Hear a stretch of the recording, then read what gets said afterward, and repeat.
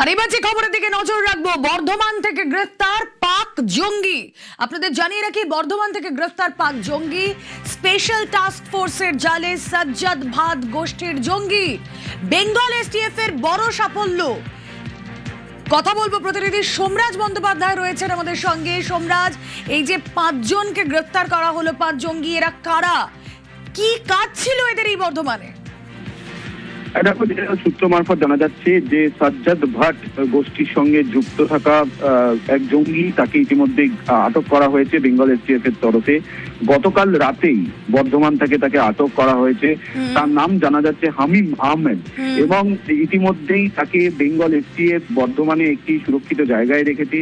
কিছুক্ষণের মধ্যেই তাকে কলকাতার উদ্দেশ্যে নিয়ে আসা হবে, নিয়ে এসে তাকে জেরা করা হবে। মূলত তার বিরুদ্ধে একাধিক এ রাজ্যে নাশকতা এবং ষড়যন্ত্রে জড়িত থাকার অভিযোগ এসেছে, এবং সেই কারণেই এই জঙ্গিকে ইতিমধ্যেই গ্রেপ্তার করা হয়েছে। বেঙ্গল এসটিএফ এর তরফে গ্রেপ্তার করা হয়েছে, তাকে কলকাতার উদ্দেশ্যে নিয়ে আসা হচ্ছে। কিছুক্ষণের মধ্যেই বর্ধমান থেকে বেঙ্গল এসটিএফ এর বিশেষ দল তাকে কলকাতার উদ্দেশ্যে নিয়ে আসছে। কলকাতায় নিয়ে এসে তাকে জেরা করা হবে, এবং সেক্ষেত্রে কেন্দ্রীয় কয়েকটি তদন্তকারী সংস্থাও তাকে জেরা করবে বলে সূত্র মারফত জানা যাচ্ছে। গতকাল রাতেই তাকে বর্ধমান থেকে গ্রেপ্তার করা হয়েছে। বর্ধমানের একটি হাউজিং থেকে তাকে গ্রেপ্তার করা হয়েছে, তেমনটাই সূত্র মারফত খবর। ইতিমধ্যেই রাজ্য প্রশাসনের শীর্ষ আধিকারিকদের কাছে এই খবর এসে পৌঁছেছে, বেঙ্গল এসটিএফ এর তরফে জানানো হয়েছে।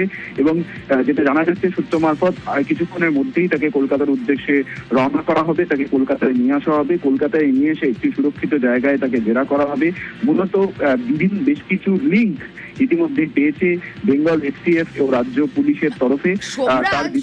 এই যে সাজ্জাদ ভাট গোষ্ঠীর জঙ্গি, এই সাজ্জাদ ভাট মূলত তো জৈশ-ই মোহাম্মদের একজন সক্রিয় সদস্য এবং কমান্ডার ছিল। আমি যদি খুব ভুল না করি, তাহলে 2019 সালের 14 ফেব্রুয়ারি পুলওয়ামা হামলায় একে ব্যবহার করা হয়েছিল। এই সাজ্জাদ ভাট গোষ্ঠীতে এই হামিম মন্ডল, তার কি যোগ, কেনই বা সে বর্ধমানে, এখনো পর্যন্ত কিছু জানা যাচ্ছে? দেখো, সেটাই মূলত জানতেই বেঙ্গল এসটিএফ এর তরফে ইতিমধ্যেই জেরা করা শুরু করা হয়েছে, তাকে একটি সুরক্ষিত জায়গায় রেখে, এবং বর্ধমান থেকে তাকে কলকাতার উদ্দেশ্যে নিয়ে আসা হচ্ছে। কারণ এটাই জানার চেষ্টা করছে যে তিনি কেন বর্ধমানে রয়েছেন, মূলত সেটাই জানার চেষ্টা করা হচ্ছে, এবং তিনি কিভাবে বর্ধমানে এলেন, এটাই মূলত বেঙ্গল এসটিএফ এর তদন্তকারী টিম তারা জানার চেষ্টা করছে তাকে জেরা করে। এবং যেহেতু দেখো, সাজ্জাদ ভাট গোষ্ঠীর সঙ্গে তার যোগাযোগ পাওয়া গিয়েছে, ফলত গোটা বিষয় নিয়েই এখন কেন্দ্রীয় তদন্তকারী সংস্থাগুলিরও সাহায্য নেবে বেঙ্গল এসটিএফ, এমনটাই সূত্র মারফত খবর। এবং যেমনটা তোমাকে জানাচ্ছিলাম যে প্রাথমিকভাবে যেটা জানা যাচ্ছে যে তাকে কলকাতার উদ্দেশ্যে নিয়ে আসা হচ্ছে, এবং কলকাতায় নিয়ে এসে তাকে একটি সুরক্ষিত জায়গায় রাখা হবে, যেখানে মূলত বেঙ্গল এসটিএফ এর পাশাপাশি কলকাতার যারা বিভিন্ন কেন্দ্রীয় তদন্তকারী সংস্থার আধিকারিকরা রয়েছেন, তারাও তাকে জেরা করতে চাইছে যে কেন তিনি এ রাজ্যের বর্ধমানে এবং কিভাবে তিনি এলেন বর্ধমানে। গোটা বিষয়টি জানতে চেয়ে তাকে জেরা করা হবে। আসলে যেহেতু জায়গাটা বর্ধমান, যেহেতু সেখান থেকে এই হামিম মন্ডলকে পাওয়া গিয়েছে, এসটিএফ এর সাফল্য। দেখো, বর্ধমান মানে আমাদের খাগড়াগড়ের স্মৃতিটা বারবার মনে পড়ে যায়। 2014 সালের 2রা অক্টোবর কেউই ভুলে যায়নি। সেখানে বর্ধমানে আবার এক পাক জঙ্গি গ্রেফতার। কোনোভাবে কি নাশকতার পরিকল্পনা ছিল তাদের? দেখো, সেটাই মূলত জানতে চাইছে বেঙ্গল এসটিএফ, কারণ যাকে ধরা হয়েছে তার সাথে কিন্তু সাজ্জাদ এই গোষ্ঠীর কিন্তু ভালো মতো যোগাযোগের সন্ধান পেয়েছে বেঙ্গল এসটিএফ এর তদন্তকারী আধিকারিকরা, এবং সেই কারণেই তিনি যে এ রাজ্যে রয়েছেন এবং বর্ধমানে যে ঘাঁটি গেড়ে রয়েছেন, সেটা বেঙ্গল এসটিএফ এর কাছে কিছুদিন আগে থেকেই খবর আসছিল। সেই কারণেই বেঙ্গল এসটিএফ এর তরফে একটা টিম তৈরি করা হয়, যে টিম মূলত বর্ধমানে তারা ঘাঁটি গেড়ে ছিল এবং তার গতিবিধির ওপর নজর রাখছিল।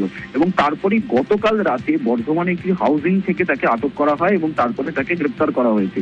যে হাউজিং থেকে তাকে আটক করা হয়েছে সেটাই সব থেকে বেঙ্গল এসটিএফ এর কাছে সব থেকে তাজ্জব বিষয়। তার কারণ সেই হাউজিং এ বর্ধমানের অনেক উচ্চবিত্ত মানুষ থাকেন, সেই হাউজিং এ তিনি কি করছিলেন, ফলত সেই জায়গায় দাঁড়িয়েই এখন বেঙ্গল এসটিএফ এর কাছে সেটা প্রশ্ন। এবং কতদিন ধরে হামিম সেখানে ছিল?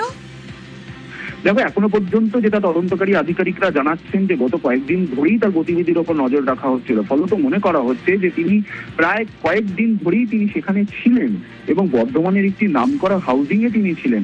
ফলত সেই জায়গায় দাঁড়িয়ে বেঙ্গল এসটিএফ এখন লিঙ্ক খুঁজতে চাইছে যে এই হাউজিং এ, বর্ধমানের যে হাউজিং থেকে তাকে প্রথমে গতকাল রাতে ডিটেইন করা হয়, সেটাই বুঝতে চাইছে যে বেঙ্গল এসটিএফ এর তদন্তকারীরা কিভাবে সে হাউজিং পর্যন্ত পৌঁছে গেল এবং বর্ধমানে কোন কোন জায়গায় সে গেছে। বর্ধমানে কি আলাদা করে কোনো নাশকতা তিনি চক্রান্ত করছিলেন, নাকি বর্ধমান থেকে বসে এই রাজ্যের কোথাও নাশকতা করার চক্রান্ত তিনি করছিলেন?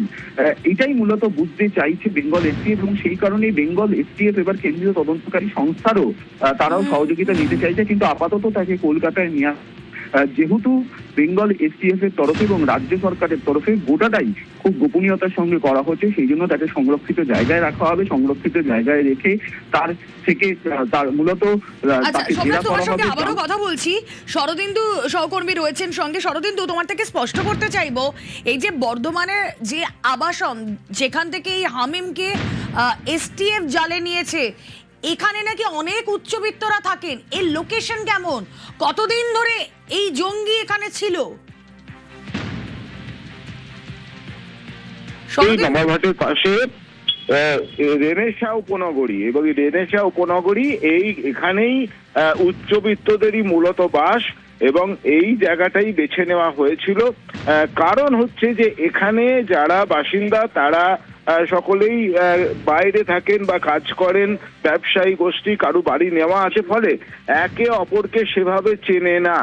এই যে একে অপরকে না চেনার যে একটা জায়গা, এবং সেখানকার নিরাপত্তাও আঁটোসাঁটো নয় বলে বরাবরই অভিযোগ উঠেছে, এমন একটি জায়গাকেই, আবাসনকেই কিন্তু এই থাকার জন্য বেছে নেওয়া হয়েছিল। এখন কতদিন ধরে সে এখানে ছিল বা কতদিন ধরে সেখানে আর কার যাতায়াত ছিল, বর্ধমান থেকে কোন কোন নাশকতার কোথায় নাশকতার ছক তাদের ছিল, এই সব বিষয়গুলি কিন্তু এখন উঠে আসবে, এবং এই ব্যাপারে বিস্তারিত জিজ্ঞাসাবাদ করা হবে। যেহেতু এটা সত্যি গোপনীয় ব্যাপার, একটা গোপনীয়তার সঙ্গে করতে হচ্ছে, কারণ এর সঙ্গে জড়িত বাকিরা যাতে সতর্ক হয়ে পড়তে না পারে, তাই অত্যন্ত সতর্কতার সঙ্গেই এই কাজটি করা হয়েছে এসটিএফ এবং জেলা পুলিশের পক্ষ থেকে। ফলে এখন তাকে কোথায় রাখা হয়েছে বা কিভাবে কোথায় নিয়ে যাওয়া হবে, সম্পূর্ণ বিষয়টি এখন গোপনীয়তার মধ্যে রাখা হয়েছে। পাশাপাশি এই ঘটনার সঙ্গে আর কারা জড়িত রয়েছে। শরদিন্দু, এই যে এই বর্ধমানের কথা উঠছে, যেহেতু আমাদের স্মৃতিতে বারবার খাগড়াগড়ের নামটা ভেসে ওঠে 2014 সালের ঘটনা, এবং আমি দেখছি যে এই তুমি যে টাউনশিপের কথা বলছো যেখান থেকে হামিমকে ধরা হয়েছে, এই খাগড়াগড় থেকে রেনেসা টাউনশিপের ডিস্টেন্স মিনিট 16। সেখানে দাঁড়িয়ে এই যে এরা, মানে ধরো হামিম কি একা, না সঙ্গে আরো কেউ, এই আরো কারোর গতিবিধি সম্পর্কে কিছু জানা গিয়েছে? দেখো, একেবারেই তুমি যখন খাগড়াগড় প্রসঙ্গ তুললে, এই খাগড়াগড় থেকে বলা যায় যে কিছুটা দূরেই এই রেনেসা, এবং শুধু তাই নয়, আমরা দেখেছি যে খাগড়াগড়ের সময় বেশ কিছু জায়গা পাওয়া গিয়েছিল 1 কিলোমিটারের মধ্যে, তাদের কিন্তু বেশ কিছু ঠিকানা বা ডেরা পাওয়া গিয়েছিল। শরদিন্দু, আমি দেখছি রেনেসা টাউনশিপ থেকে এই খাগড়াগড়ের ডিস্টেন্স 4 কিলোমিটার, 4.5 কিলোমিটারও না, 4 কিলোমিটারের কিছু বেশি। একেবারেই তুমি যেমনটি বললে যে একেবারেই দেখো, খাগড়াগড়, বাজে প্রতাপপুর, বাবুরবাগ, এবং এই যে গোদা, এবং তার পাশে তুমি প্লিজ সঙ্গে থাকো এই মুহূর্তে। দীপাঞ্জন চক্রবর্তী আমাদের সঙ্গে রয়েছেন, বিজেপি বিধায়ক এবং প্রাক্তন এনএসজি কমান্ডো। দীপাঞ্জন বাবু, স্বাগত জানাবো আপনাকে নিউজ 18 বাংলায়। বর্ধমান আবারও শিরোনামে, হামিম মন্ডল পাক জঙ্গি গ্রেফতার। এসটিএফ এর সাফল্য তো বটেই, কিন্তু আমরা বর্ধমান মানেই সেই স্মৃতিতে ভেসে ওঠে খাগড়াগড়ের কথা। এটা একটা বিচ্ছিন্ন ব্যাপার, কিন্তু যেটা আমি বারবার বলেছি যে সন্ত্রাসবাদ, জিহাদ কিন্তু নির্মূল হয়নি। 15 বছরে তৃণমূলের তত্ত্বাবধানে যেরকম ভাবে চাষবাস হয়েছে জিহাদিদের এবং ওভার দ্য গ্রাউন্ড সাপোর্টার, এইটা কি ওভার দ্য গ্রাউন্ড ওয়ার্কার্স, এদের যদি নির্মূল করতে না পারি, এরকম ঘটনা ঘটতেই থাকবে। এটা কিন্তু বলতেই হবে যে ভারতীয় সেনা এবং ইন্টেলিজেন্স যেরকম ভাবে যৌথভাবে কাশ্মীর ভ্যালি থেকে over the ground workers OGW দের নির্মূল করেছে, কারণ এরাই সাপোর্ট যোগায়, গ্রাউন্ড সাপোর্ট। এই মন্ডলের মতো লোক আরো পাবেন, কিন্তু প্রশ্ন হচ্ছে একটা বিলাসবহুল অ্যাপার্টমেন্টে মন্ডল ভাড়া কি করে নিয়ে নিল? সেখানে পুলিশ ভেরিফিকেশন হয়েছে, সেখানকার লোকেরা জানে সম্পর্কে সমস্ত তথ্য, আর যদি তাই থাকে সে তথ্যগুলো সরবরাহ করেছে কারা? এরকম ভাবে যদি রুটটা ধরা যায়, তো ধরা পড়বে যে মন্ডল একটি ব্যক্তি, তার পেছনে অন্তত 10 জন লোক রয়েছে যারা ওকে শেল্টার দিতে সাহায্য করেছে, সেই লোকগুলোকে ধরতে হবে। তো আমি এটা নিয়ে খুব দুশ্চিন্তায় নেই, কিন্তু এটাও ঠিক আমরা জিহাদিদের আন্ডার এস্টিমেট করতে পারি না, সর্বাত্মক ভাবে অভিযানে নামতে হবে। ঠিক। কথা বলছিলাম দীপাঞ্জন চক্রবর্তী বিজেপি বিধায়ক প্রাক্তন এনএসজি কমান্ডো আমাদের সঙ্গে ছিলেন। শরদিন্দু রয়েছেন সঙ্গে, আমি শরদিন্দুর সঙ্গে একটু কথা বলে নিই। শরদিন্দু, যে প্রশ্নটা দীপাঞ্জন বাবু তুললেন যে একটা ওই রকম অভিজাত আবাসন যেখানে উচ্চবিত্তরা রয়েছেন, সেখানে কি করে এরা থাকতে পারছে? তাদের পরিচয়পত্র দেখে, তাদের সমস্ত ওয়্যারঅ্যাবাউটস না জেনে কি করে এদেরকে মানে প্রবেশাধিকার দেওয়া হচ্ছে? দেখো, রেনেসা উপনগরী, সেখানে উচ্চবিত্ত বাসিন্দারা থাকেন এবং সেখানে যে জেহাদি বা জঙ্গি থাকবে এটা কারো ভাবনার মধ্যেই থাকবে না, এবং সেই কারণেই এই জায়গা বেছে নেওয়া হয়েছে। দ্বিতীয়ত তোমাদের বলি যে বারবার আমরা খবর করেছি রেনেসা উপনগরীর বাসিন্দারা তারা নিরাপত্তার অভাবের কথা বলেছেন। বারবার সেখানে চুরি হয়েছে, ডাকাতি হয়েছে, গুলি চলেছে, অর্থাৎ নিরাপত্তা যে সেখানে আঁটোসাঁটো নয় তার প্রমাণ কিন্তু বারবার মিলেছে। খাগড়াগড়ের ঘটনার সময় কি দেখা গিয়েছিল, বলা হয়েছিল যে বাড়ি বাড়ি যারা ভাড়াটে আসছে তাদের তথ্য সংগ্রহ করা হবে, কিন্তু খাগড়াগড়ের ঘটনা যতই দিন গড়িয়েছে ততই কিন্তু তা সে ব্যাপারে আবারও ঢিলেমি গাফিলতি দেখা দিয়েছে। কারা সেখানে ভাড়া নিচ্ছে বা সেই সব ব্যাপারে তথ্য সংগ্রহ কিন্তু বন্ধ হয়ে গেছে।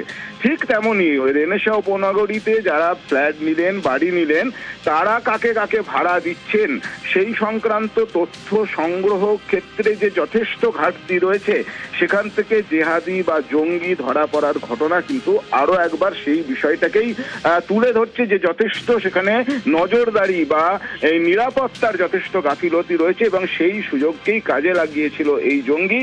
এখন সে কতদিন ধরে ছিল, কে তাকে বাড়ি ভাড়া দিয়েছে, কার মাধ্যমে সে বাড়ি ভাড়া নিয়েছিল, কত টাকায় বাড়ি ভাড়া নিয়েছিল, সেই বাড়িতে কারা কারা আসতো, এই সব বিষয় কিন্তু এসপিএফ এবং জেলা পুলিশ তারা কিন্তু খতিয়ে দেখছে। উপনগরীতে বাড়ি ভাড়া নেওয়ার প্রসেসটা কি?